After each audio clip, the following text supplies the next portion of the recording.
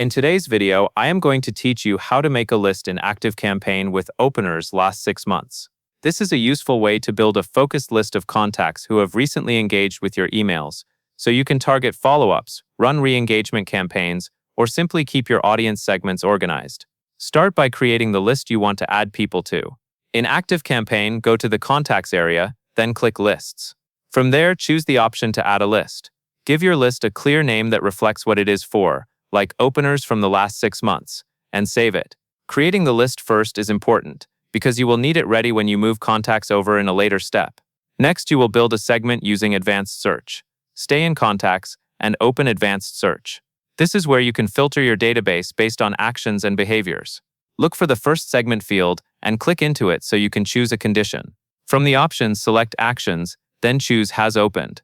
This condition tells Activecampaign to find contacts who opened an email.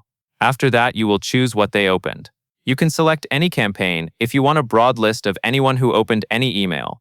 Or if you are building a list for a specific campaign, you can choose that exact campaign instead. Either option works, as long as it matches the audience you want to collect.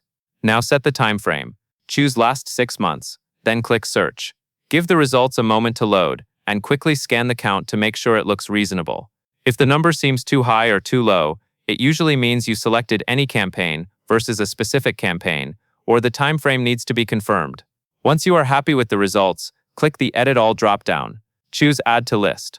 When prompted, select the list you created earlier, and then click Add to confirm. This applies the action to the full set of filtered contacts, so you do not have to select them one by one. That covers everything you need to know.